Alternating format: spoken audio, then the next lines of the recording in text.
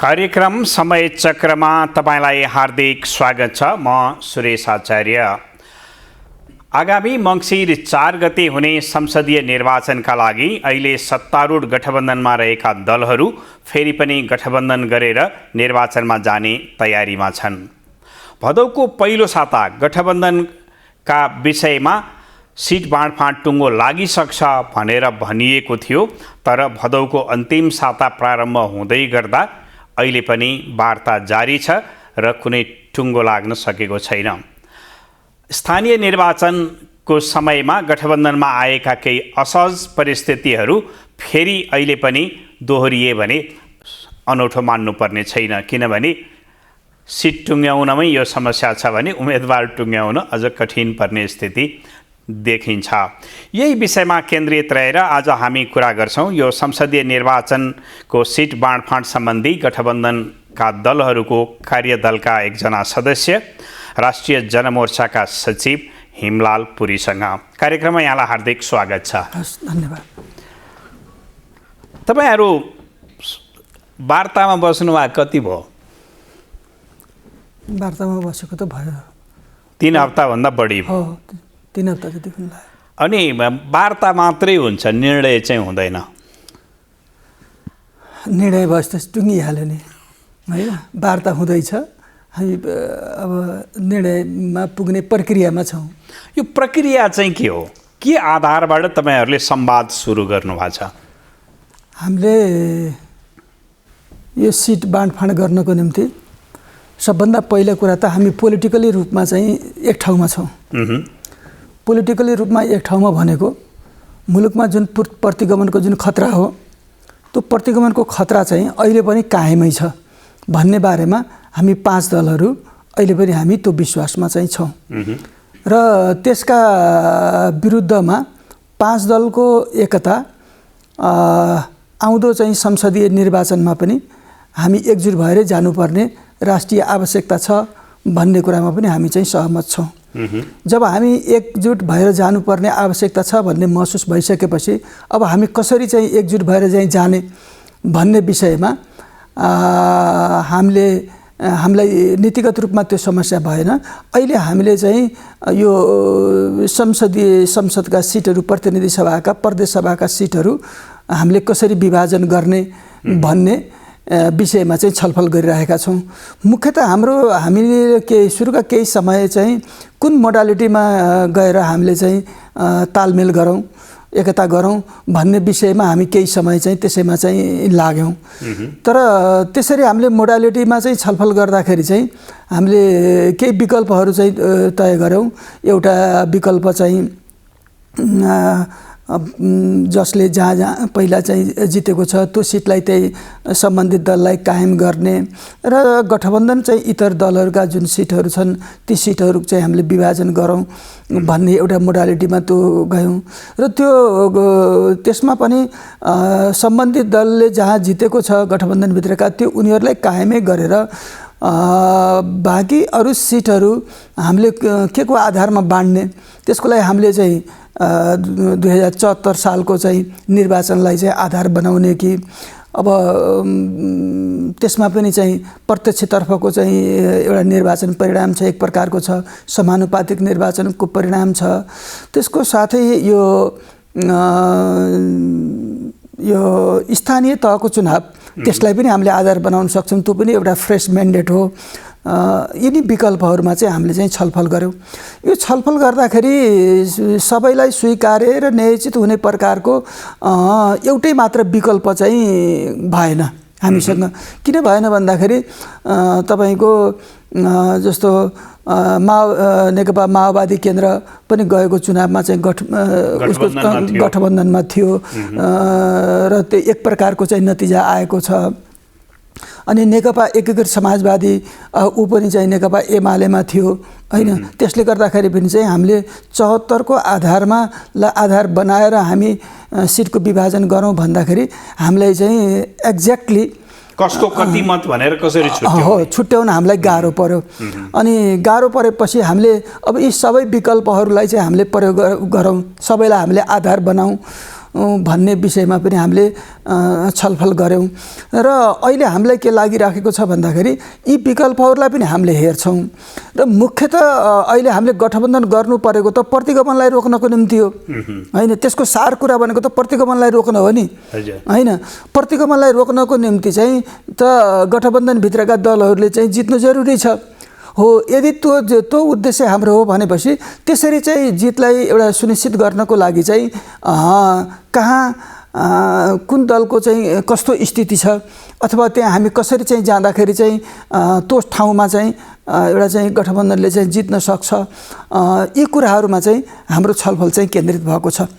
यसो गर्दै जाँदाखेरि पनि केही विवादहरू चाहिँ पैदा हुन सक्छन् अथवा केही कसैका चाहिँ दाबीहरू चाहिँ दोहोरिन सक्छन्, एउटै निर्वाचन क्षेत्रमा दाबीहरू दोहोरिन सक्छन्।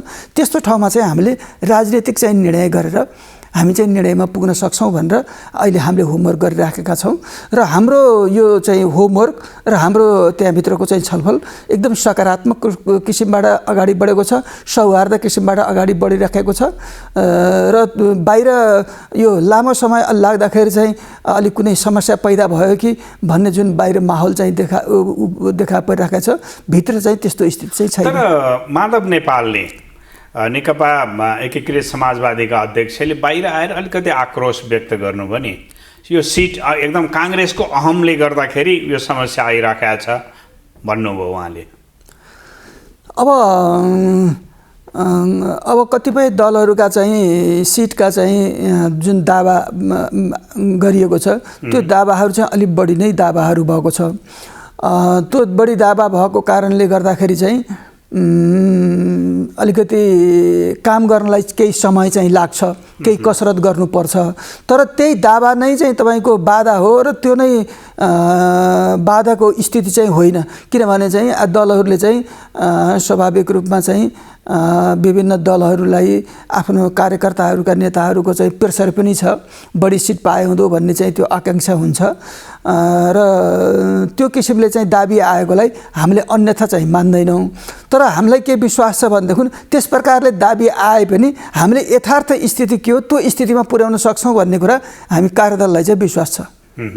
जस्तो अहिलेको चाहिँ नीतिगत भन्दा पनि सङ्ख्यात्मक कुरामा चाहिँ बढी रोकिएको जस्तो देखिन्छ नि बाहिर सुनिँदा, त यति सिट चाहिन्छ भन्ने कुराले नै अल्मल्याइराखेको छ।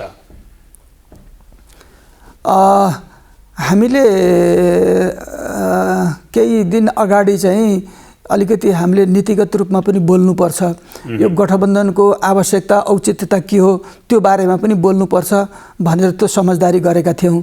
त्यो वक्तव्य आउनलाई चाहिँ अलिकति ढिला भएको छ राजनीतिक विषयवस्तुको।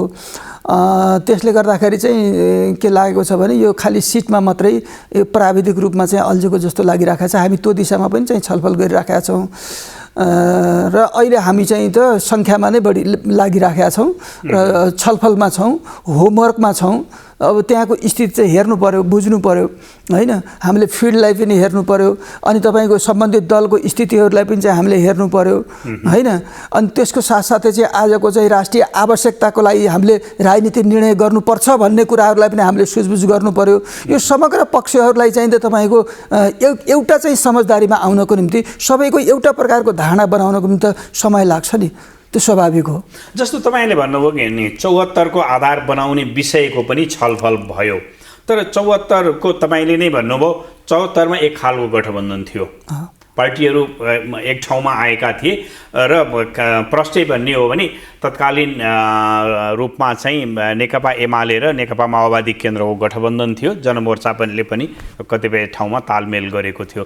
त्यो स्थितिमा त अहिले के आधारमा दाबी गर्ने, कसको मत कति भनेर दाबी गर्न त प्रश्न भएन। काङ्ग्रेसले 23 सिट मात्रै ल्याउनुको कारण त गठबन्धन नै प्रमुख कारण थियो होला नि त। त्यसरी छुट्याउँदै गर्दा त त्यो पनि न्यायोचित भएन। यसलाई टुङ्गो लगाउनु भयो, किनारा लगाउनु भयो यो विषय 74 को मात्रै आधार बन्न सक्दैन भनेर। होइन, 74 को मात्रै आधार बन्दैन। तैपनि चाहिँ हामीले त 74 मा जितेका सिटहरू छन् नि होइन, त्यो सिटहरूलाई हामीले आधार बनाउनु पर्छ भन्ने भनेको जहाँ जितेको थियो त्यो ठाउँ चाहिँ त्यही पार्टीलाई छाडिदिने होइन। त्यो त्यही यो भनेको चाहिँ यो चाहिँ ठोस निर्णय भयो होइन, यो चाहिँ फाइनल भयो, त्यसलाई दिने छोडिदिने भन्ने भयो। हामीले त्यसलाई के हुन्छ त्यसलाई चाहिँ हामीले चाहिँ ध्यानमा राख्ने होइन, त्यसलाई हामीले चाहिँ ध्यानमा राख्ने भने प्राथमिकतामा पर्ने छ त्यो कुरा। हो, त्यो पर्छ। अब तपाईँको पहिला जितेको छ, अहिलेको स्थिति अर्कै छ होइन, अहिलेको स्थिति अर्कै छ र त्यहाँ चाहिँ फेरि अब अर्को स्थिति बनेको हुनाले चाहिँ चुनाव जित्नको निम्ति चाहिँ उपयुक्त के हुन सक्छ त्यो पनि हेर्नु छ। फेरि अर्को कुरा हामीले यस विषयमा पनि हामीले छलफल चलेको छ कि अब यो त हाम्रो त राजनीतिक लडाइँ हो होइन। अहिले यो हेर्दाखेरि गठबन्धन चाहिँ बाहिर भन्दाखेरि यो खालि संसदीय लडाइँ, सिटको लडाइँ भनिराखेका छन्। यो वास्तविकता त तपाईँको त यो त राजनीतिक लडाइँ हो होइन। भन्नुहोस् न, हामी चाहिँ हिजो जुन परिस्थितिमा एउटा गठबन्धन बन्यो त्यसको निरन्तरता अझै पनि जारी आवश्यक छ होइन। हामीले भनेका छौँ कि यो निर्वाचन जितिसकेपछि पनि चाहिँ यसको आवश्यकता हुन्छ, यो उसको चाहिँ आवश्यकता हुन्छ, प्रतिगमनका विरुद्ध चाहिँ हामी संयुक्त रूपमा जानुपर्ने आवश्यकता हुन्छ भनेका छौँ। त्यसले गर्दाखेरि चाहिँ यो मुख्यतः हाम्रो चाहिँ त्यसमा के हुन्छ भने प्राविधिक कुराहरूबाट हामीले विगतका निर्वाचनका आधारहरू लिए पनि, कतिपय पहिला जितेका चाहिँ सिटहरूको चाहिँ आधार लिए पनि फेरि त्यसलाई चाहिँ हामीले अन्तिम टुङ्गोमा चाहिँ हामीले राजनीतिक निर्णय गरेर पुर्याउनुपर्छ। जस्तो यो पछिल्लो स्थानीय तहको निर्वाचन पछिल्लो जनमत हो नि त, तर त्यहाँ पनि त तपाईँहरूको मत त घुलमिल छ होइन। काङ्ग्रेसले जित्यो भनिरहँदाखेरि अरू पार्टीको मत पनि छ, अथवा जनमोर्चाले जित्यो भन्दा काङ्ग्रेसको अथवा माओवादीको मत पनि छ। अब छुट्याउने कसरी, यो त जटिल कुरा भयो नि होइन। त्यही भएर हामीले चाहे 74को होस्, चाहे समानुपातिक होस्, वा प्रत्यक्ष होस्, वा स्थानीय तहको चाहिँ निर्वाचन होस्, यसलाई हामीले चाहिँ यसो ध्यान दिने मात्रै कुराहरू हो र यसका आधारमा यसलाई आधार बनाएर चाहिँ हामी टुङ्गोमा पुग्न चाहिँ सक्दैनौँ। त्यसो भएको हुनाले हाम्रो अन्तिम निर्णय गर्ने चाहिँ तपाईँको तरिका भनेको चाहिँ राजनीतिक निर्णय नै हुन्छ। अहिलेसम्म तपाईँहरू सहमतिमा पुगेको यस्तो कुरा छ जसले चाहिँ सिट बाँडफाँडमा सहयोग पुर्याउँछ? होइन, कैयौँ सिटहरू अहिले हामीले होमवर्क गरिराखेका छौँ। अहिले होमवर्क गरिराखेको विषयमा अब कैयौँ ठाउँहरूमा चाहिँ तपाईँको एकल दाबी पनि छ होइन। अब एकल दाबी भनेको त एक प्रकारको सहमत हो नि होइन। त्यसो भएको हुनाले चाहिँ अब अहिले हामी चाहिँ त्यो डिसिजन नभएको हुनाले हामीले बाहिर त्यो कुरा भन्दा त्यति राम्रो चाहिँ नहोला। त्यसो हुनाले चाहिँ हामीलाई त्यहाँ पुग्नको लागि चाहिँ त्यति चाहिँ समस्या हुँदैन। त्यही ढिलो, अलिकति ढिलो चाहिँ भइराखेको छ। हामीलाई के लाग्यो भने यसलाई हामी अलिकति केमा कार्यदल कन्फ्युज भयो भन्दाखेरि पहिला चाहिँ हामी चाहिँ कसरी पहिला चाहिँ सिट सङ्ख्या तय गरेर निर्वाचन क्षेत्रमा जाउँ अथवा निर्वाचन क्षेत्रमा चाहिँ गएर अनि के आउँछ रहेछ त्यसको आधारमा हामी सिट सङ्ख्यामा जाउँ। यसमा चाहिँ हामीलाई चाहिँ अलिकति अलमल भयो। त्यसपछि बिचमा चाहिँ यो शीर्ष नेताहरू पनि चाहिँ बसेर सिटको चाहिँ सङ्ख्या चाहिँ शीर्ष नेतृत्वले चाहिँ कुन दललाई कति सिट सङ्ख्या भनेर चाहिँ निर्धारण गरिदिइसकेपछि अनि त्यो कुन दललाई चाहिँ कुन निर्वाचन क्षेत्र दिने भन्ने कुरा चाहिँ हामी कार्यदलले चाहिँ हामीले चाहिँ होमवर्क गरौँला भन्ने हामीलाई लागेको थियो। र हिजो बसेको शीर्ष नेतृत्व तहको चाहिँ बैठकले फेरि के भन्यो भनेदेखि कार्यदलले बसेर चाहिँ एकफेर चाहिँ फेरि तपाईँहरूले होमवर्क गर्नुहोस् र लिएर होमवर्क गरेर लिएर आउनुहोस्। यसलाई यो भनेको सङ्ख्याको टुङ्गो पनि कार्यदलले मोटामोटी गरोस्, मोटामोटी गरोस् भन्ने हाम्रो शीर्ष नेतृत्वको चाहिँ अपेक्षा हो। त्यसो गर्दाखेरि चाहिँ हाम्रो हिजोको जुन दाबीमा चाहिँ अलि न्यारो डाउन भएर आउँछ होइन। त्यसो हुनाले जति सक्नुहुन्छ कार्यदलबाट मिलाएर लिएर आउनुहोस्, जति मिल्दैन हामी शीर्ष तहको चाहिँ नेतृत्वबाट त्यसलाई चाहिँ हामी टुङ्गो गर्छौँ भन्ने चाहिँ हिजो शीर्ष तहको नेतृत्वको त्यो हामीलाई चाहिँ निर्देशना आएको छ र हामी त्यो अनुसार चाहिँ अहिले हामी काम गर्दैछौँ। तपाईँले भन्नुभयो नि जस्तो निर्वाचन क्षेत्रमा गएर परिस्थिति बुझ्ने भनिरहँदा त्यो त फेरि त्यति धेरै व्यवहारिक कुरो नहोला नि त। 165 निर्वाचन क्षेत्र कहिले जाने कसरी गर्ने त्यो अभ्यास पनि गर्नु होइन। हामी निर्वाचन क्षेत्रमा जाने भनेको होइन, हामी फिल्डमा जाने भनेको होइन। त्यहाँको फिल्डको स्थिति त हामीले विगतको निर्वाचनलाई चाहिँ हेर्छौँ होइन। अहिलेको चाहिँ दलहरू त विभिन्न विघटन पनि भइराखेका छन्, त्यसले चाहिँ के असर पारिराखेको छ हामीले त्यसलाई पनि हेर्छौँ होइन। सामान्यतः कहाँ कसको स्थिति छ भन्ने कुरो त हामीले आकलन गर्न सक्छौँ। निर्वाचन क्षेत्रको मूल्याङ्कनको कुरा भयो, अवस्था मूल्याङ्कन हो। यसरी चाहिँ हामीले चाहिँ यो सबै मूल्याङ्कन गर्दाखेरि चाहिँ अहिले हामी चाहिँ कि अहिलेसम्मको चाहिँ हाम्रो चाहिँ छलफलले हामीलाई चाहिँ सकारात्मक चाहिँ दिशातर्फ चाहिँ लगेको छ। भनेको अब फेरि तपाईँहरू शीर्ष नेतृत्वलाई नपर्खेर सङ्ख्या के गर्ने भनेर जानुहुन्छ, त्यो सङ्ख्या तोक्दै गर्दा फेरि पनि हेर्नुपर्ने होला नि त आधारहरू के भनेर। होइन त्यही त यसमा हामीले मैले पनि कुरा गरिहालेँ। यो हामीले चाहिँ यो विगतको निर्वाचनलाई हेर्ने कुराहरू भयो होइन। विगतको निर्वाचनलाई चाहिँ हेर्नुको साथसाथै त्यहाँ त राजनीतिक दलको स्थिति के छ भन्ने कुरालाई पनि हामीले हेर्छौँ। भनेको हरेक पार्टीले आफ्नो मूल्याङ्कन कार्यदलमा राखेको छ राखेको छ भनेको एक हिसाबले त्यो दाबी हो दलको तर्फबाट। छलफल हो दाबी भन्यो भनेदेखि यो यहाँ हो यस्तो हो भन्ने हुन्छ होइन। हामी छलफलको क्रममा छौँ र कोही आफ्नो चाहिँ दाबीमा चाहिँ त्यसरी एकदम अडिग पुरै टसमस हुने यस्तो स्थिति छैन। त्यो दाबी चाहिँ बाट चाहिँ फेरि त्यो तल चाहिँ घट्ने स्थिति छ र निर्क्युलमा आउँछ।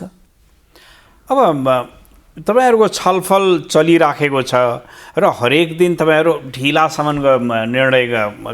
निर्णय हुन्छ कि भनेर अपेक्षा गर्छन्। लामो समय तपाईहरु बैठक बस्नुहुन्छ फेरि पनि निर्णय हुँदैन, कहिलेसम्म आउला यस्तो के अनुमान गर्न सकिन्छ? यस्तो छ कि हामी यो बैठकमा अब यो जुन गठबन्धन छ त्यो गठबन्धन चाहिँ सरकारसँग पनि जोडिएको हुनाले कहिलेकाहीँ चाहिँ ती विषय पनि आउँछन्, ती विषय पनि चल्छन् शीर्ष नेतृत्वमा। त्यसले गर्दाखेरि त्यहाँ त्यो गठबन्धन बस्दा बित्तिकै अहिलेका जो बैठकहरू सबै चाहिँ सिट बाँडफाँडमा केन्द्रित हुँदैन, कहिलेकाहीँ विषयान्तर हुन्छ, अरू विषयहरूमा पनि चाहिँ छलफल हुन्छ। त्यसले गर्दाखेरि चाहिँ यो लामो समय यसैमा लागे जस्तो चाहिँ देखिन्छ। त्यसरी यसमा मात्रै लागेको छैन, अरू विषयहरूमा पनि चाहिँ विषयान्तरै होइन। त्यति बेला चाहिँ अब सरकारको आवश्यकताहरू हुन्छ, कतिपय इस्युहरू आएका हुन्छन्, त्यो इस्युहरूमा चाहिँ नेताहरूको चाहिँ छलफल हुँदाखेरि चाहिँ अलिकति त्यो समय लामो लागे जस्तो हो। तपाईहरुको यो अलमल बाहिर बुझ्दा अलमल छ, बाहिर सोसाइटीले बुझ्ने, एउटा पब्लिकले बुझ्ने अलमल भइराख्दाखेरि मान्छेलाई कता कता शङ्का लाग्छ, होइन फेरि पुरानै गठबन्धनतिर कम्युनिस्ट एकताका नाममा त्यता फर्किने पो हुन् कि भन्ने पनि आशंकाहरू गरिन्छ नि, त्यस्तो सम्भावना देख्नुहुन्छ? त्यस्ता चिजहरू मिडियामा चाहिँ आएका छन् होइन। यो चुनावी एकता भनेको चाहिँ यो कार्यगत एकता हो, कुनै रणनैतिक एकता होइन, कुनै सिद्धान्तका आधारमा हुने एकता होइन। त्यो यो चाहिँ कार्यनीतिक राजनीतिमा तात्कालिक राजनीतिमा जे आवश्यकता पर्छ त्यसको निम्ति चाहिँ गर्ने कुरा हो। र अहिलेको तात्कालिक राजनीतिमा मुलुकमा प्रतिगमनको खतरा छ भन्ने हामीलाई चाहिँ अहिले लागेको छ, त्यो मूल्याङ्कन लागेको छ र त्यसलाई परास्त गर्नुपर्ने राष्ट्रिय आवश्यकता हो भन्ने हामीलाई लागेको हुनाले त्यसको निम्ति चाहिँ तपाईको हाम्रो यो चाहिँ तालमेल वा एकता हो।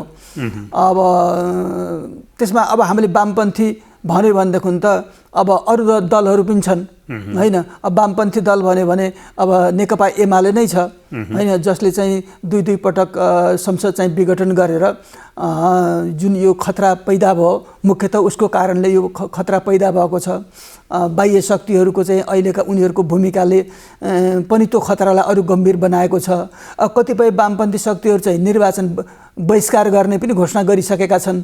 यस्तो अवस्थामा चाहिँ तपाईको कोही वामपन्थी प्रतिगमनको चाहिँ एउटा चाहिँ मतियार बन्ने, कोही वामपन्थीहरू बहिष्कार चाहिँ भन्ने, कोही वामपन्थीहरू चाहिँ तपाईको निर्वाचनमा भाग लिने, यसरी चाहिँ यो विभिन्न प्रकृतिको चाहिँ प्रवृत्ति, राजनीतिक प्रवृत्तिहरू चाहिँ वामपन्थीहरूमा देखिएको स्थितिमा चाहिँ अहिले वामपन्थीको नै तपाईको छुट्टै एकता हुने स्थिति चाहिँ देखिँदैन। कहिलेकाहीँ एमालेले आह्वान गर्छ नि माधवजी फर्किनुहोस् भने हुन्छ, प्रचण्डजी आउनुहोस् भनिरहेका हुन्छ, त्यसो हुँदाखेरि त्यो सम्भावना पनि कायमै रहेको हो कि भन्ने आकलन गरिन्छ। होइन त्यसरी चाहिँ आह्वान त अब सबैले एकले अर्कालाई चाहिँ अब संसदीय चुनाव हो, दाउपेचको चाहिँ चुनाव हो होइन, त्यसरी चाहिँ आह्वान गर्ने गरे पनि अहिलेको जुन परिस्थिति छ तपाईको देशको राष्ट्रिय राजनीतिको आवश्यकता र वामपन्थीहरूको चाहिँ वर्तमान राजनीतिलाई चाहिँ हेर्ने चाहिँ जुन दृष्टिकोण अलग अलग दृष्टिकोण छ, त्यसले गर्दाखेरि चाहिँ तपाईको वामपन्थीहरूको चाहिँ यो चुनावको सन्दर्भमा वामपन्थीहरूको मात्रै चाहिँ तपाईको गठबन्धन सम्भव हुँदैन। यसमा चाहिँ काङ्ग्रेस पनि प्रतिगमनका विरुद्ध चाहिँ सङ्घर्ष गरिरहेको हुनाले चाहिँ उसको चाहिँ आवश्यकता पर्छ। तर मानिसहरू यो पनि भन्दैछन् बहुदलीय चुनाव भनेको विचारको चुनाव हुनुपर्ने, यो त सत्ताको चुनाव हुन थाल्यो। कम्युनिस्ट र काङ्ग्रेस मिल्ने, अर्को क्षेत्रीय दलहरू एक ठाउँमा मिल्ने हुँदा वैचारिक रूपमा चाहिँ यो राजनीति कमजोर हुँदै गयो भन्छ नि। तपाईँ त अझ बढी रेडिकल कम्युनिस्ट भनेर चिनिन्छ तपाईँको पार्टीलाई, त्यस्तो लाग्दैन? यस्तो हो, तपाईँले भन्नुभयो हामीलाई रेडिकल भन्छन् भनेर। हाम्रो उद्देश्य चाहिँ यस्तो चुनावबाट चाहिँ पूर्ति हुँदैन होइन। यस्तो चाहिँ तपाईँको संसदीय चाहिँ राजनीतिबाट चाहिँ हाम्रा उद्देश्यहरू पुरा हुँदैनन् र अरू कतिपय चाहिँ वामपन्थी दलहरूले पनि चाहिँ त्यसो भन्छन्। र तपाईँको यसमा बढी चाहिँ भनेको चाहिँ संसदीय राजनीतिलाई नै एकमात्र चाहिँ राजनीतिक चाहिँ विकल्पको रूपमा लिने राजनीतिक शक्तिहरूले त्यसो भन्नु चाहिँ स्वाभाविक हो। हामीले चाहिँ जब हामीले चाहिँ यसलाई चाहिँ अरू जनताकै आन्दोलनबाट चाहिँ मात्रै हामी चाहिँ ठुलो चाहिँ परिवर्तनहरू चाहिँ गर्न सक्छौँ। त्यसो भएको हुनाले चाहिँ यो संसदीय खेल होइन लाई हामीले विचारको राजनीति गर्ने यसलाई निर्विकल्प चाहिँ थलो चाहिँ मान्दैनौँ। यसको अरू राजनीतिक सङ्घर्षहरू, सडकका सङ्घर्षहरू, अरू जनसङ्घर्षहरू पनि हुन सक्छन् होइन। अब ठुलो क्रान्ति गर्न चाहिँ अब चाहिँ तपाईँको ठुलो युद्धको चाहिँ जरुरत पर्छ। त्यसले गर्दाखेरि चाहिँ हामीले संसदीय चुनावलाई यसले चाहिँ गर्यो, यसले चाहिँ पुरै विचारलाई चाहिँ निषेध गर्यो भन्न मिल्दैन। यो चाहिँ आधारभूत कुरा। दोस्रो कुरा चाहिँ तपाईँको अहिलेको राजनीति भनेकै तपाईँको प्रतिगमनलाई चाहिँ परास्त गर्ने भनेपछि त राजनीतिक कारणले नै चाहिँ हामी चाहिँ ध्रुवीकृत भएको हो नि।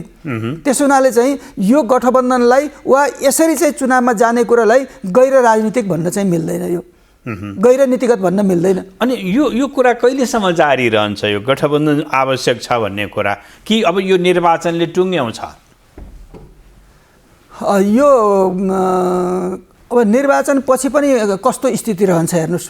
अहिले तपाईँको प्रतिगमनको निम्ति अब हुन त कतिपय राजनीतिक दलहरूलाई चाहिँ यो प्रतिगमन भएको छैन भन्ने पनि छ। तर हामीले के देखिराखेका छौँ भनेदेखि तपाईँको नेकपा एमाले देशको ठुलो राजनीतिक पार्टी हो, हेर्नुहोस् मजबुत हो, उसको देशव्यापी चाहिँ सङ्गठन छ। दुर्भाग्यको कुरा के भयो, त्यस्तो मजबुत चाहिँ एउटा चाहिँ पार्टी, वामपन्थी पार्टी, उसका चाहिँ जुन उसको चाहिँ राजनीतिक चाहिँ ट्रेन्ड चाहिँ प्रतिगमनतर्फ गयो, त्यो ठुलो दुर्भाग्यको कुरा हो। त्यस्तो शक्ति छ। तपाईँको हाम्रो नजिकको छिमेकी देशले हेर्नुभयो भने पनि होइन, बारम्बार हामी कहाँ चाहिँ तपाईँको गणतन्त्रका विरुद्ध, धर्म निरपेक्षताका विरुद्ध आवाजहरू उठिराखेका छन्। देशभित्र चाहिँ राजावादी शक्तिहरू पनि चाहिँ तपाईँको एकदम सलबलाउन थालेका होइन, एकदम उनीहरू घनीभूत रूपमा लागिराखेका छन्।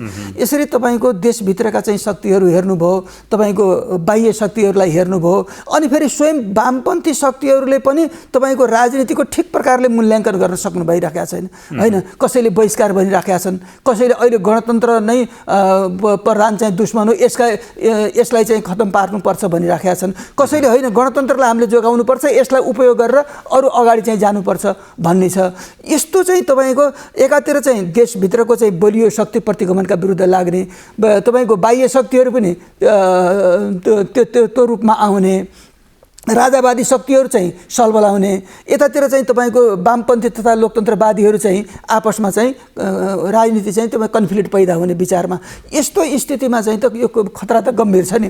त्यसो भएको हुनाले यो राजनीति परिवेश चाहिँ कति लामो समयसम्म रहन्छ होइन, र यो कति गम्भीर रहन्छ, त्यसको आधारमा नै यो चाहिँ तपाईँको एलायन्स रहने वा नरहने भन्ने कुरा चाहिँ निर्धारण हुन्छ।